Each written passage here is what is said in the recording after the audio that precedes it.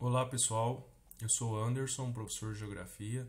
Vamos dar continuidade aí ao estudo do mundo desenvolvido. Na aula de hoje nós vamos falar sobre o controle da globalização, um tema aí do 8º ano do ensino fundamental. Vamos definir primeiramente o que é globalização.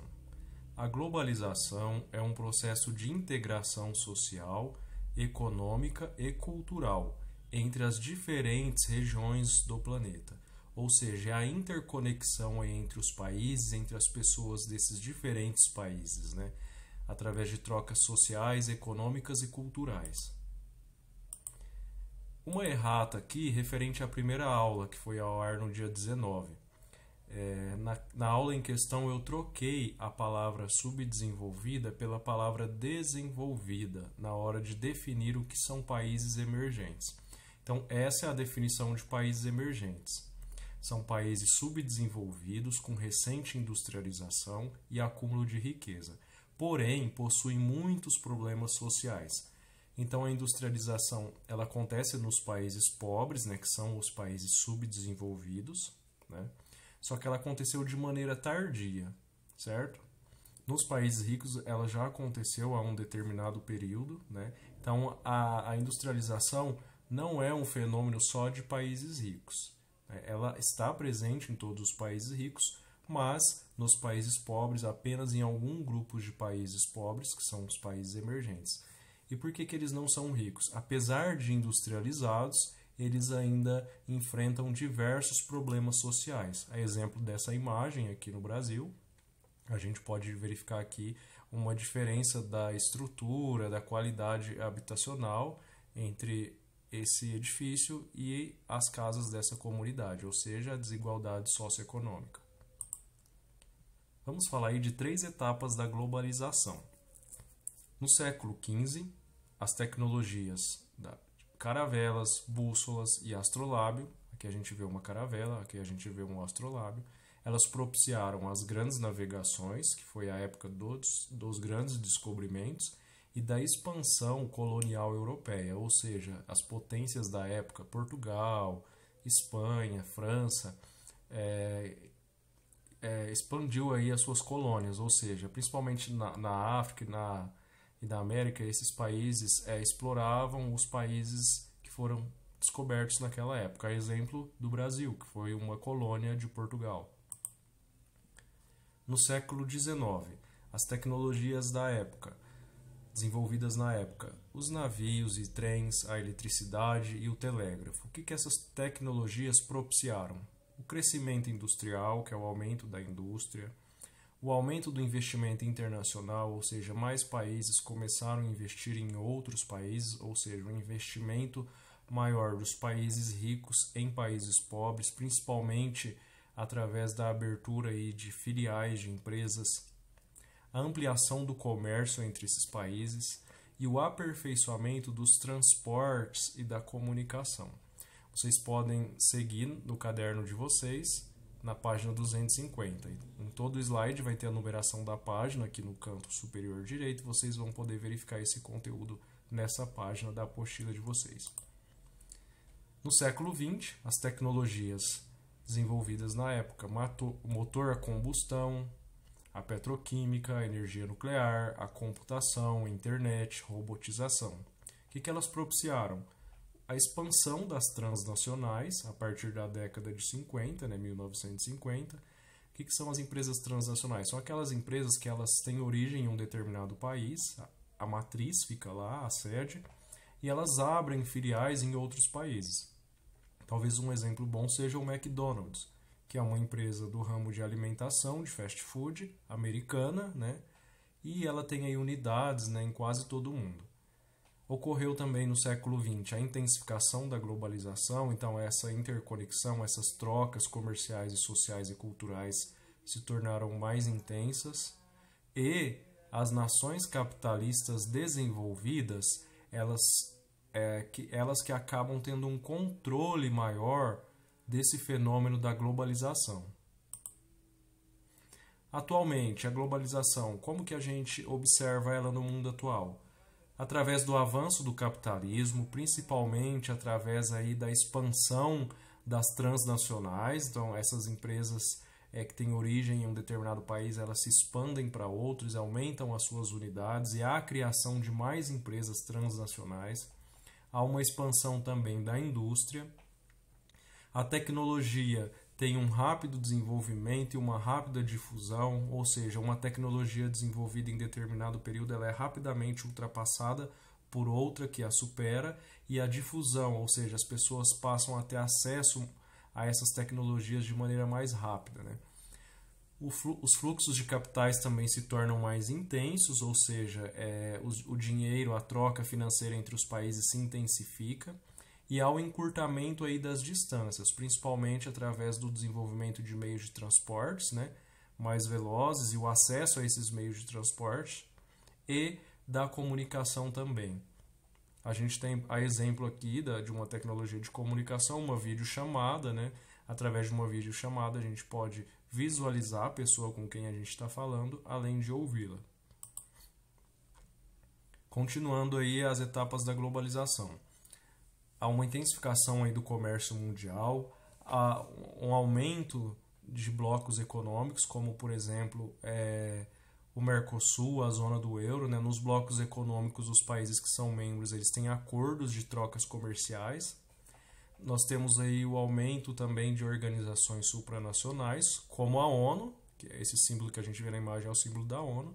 Essas organizações supranacionais são compostas por países, por líderes de diversos países. Então ela sai dessa questão local. Então, uma organização que compõe aí diversas nações, por isso que leva esse nome de supranacionais. Os espaços virtuais também são amplificados através da expansão das redes de informática, como a internet e de telecomunicações. E há também a questão das influências culturais, os modos de vida, os hábitos, os comportamentos, principalmente dos países ricos, eles são disseminados facilmente, né, de maneira mais rápida para o mundo. Então, isso diminui um pouco a diversidade cultural. As pessoas de países, às vezes, mais pobres acabam por, entre aspas, copiar esses hábitos de países mais ricos, né? Definindo aí as questões da intensificação da globalização no mundo atual. É o avanço principalmente da tecnologia. Esse avanço aí da tecnologia recebeu um nome, foi a terceira revolução industrial, né? Nós temos aqui outra característica, a transferência de parte significativa da produção industrial de países desenvolvidos, né, que são países ricos, para um pequeno grupo de países subdesenvolvidos, denominados emergentes. A exemplo aqui, Seul, a capital da Coreia do Sul, é uma das mais modernas e organizadas cidades dos países emergentes. Então, a produção industrial de países desenvolvidos acaba indo para os países mais pobres, principalmente em razão da mão de obra, né, que é mais barata nesses países.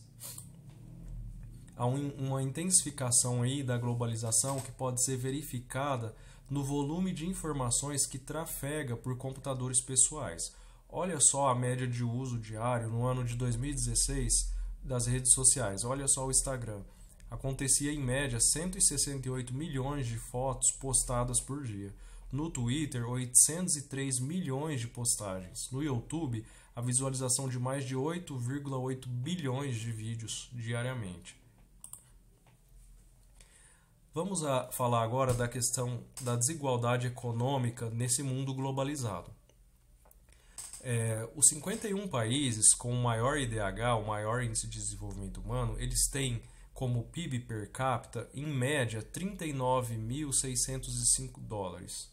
E quando a gente pega os 40 países com menor Índice de Desenvolvimento Humano, menor IDH, a média do PIB per capita deles é de 2.649 dólares. Então a gente vê, olha só, uma imensa desigualdade econômica, né, entre o grupo dos países mais ricos e o grupo dos países mais pobres. A globalização ela não diminuiu essa diferença, pelo contrário, né, ela manteve esse distanciamento. Então, mais de 50% da riqueza mundial ela vem de países ricos, de países desenvolvidos. Vamos observar esse gráfico. A parcela de PIB e da população dos países ricos em 1960 e em 2015. Em 1960, 24% da população mundial residia em países ricos. E os países ricos, eles eram responsáveis por 64% do PIB. Em 2015, o que aconteceu? A população diminuiu. Então, a gente tem 18% da população mundial vivendo em países ricos, e esses países ricos, eles não controlam mais 64% do PIB. Eles têm 52% do PIB mundial. Houve uma redução dessa concentração de riqueza?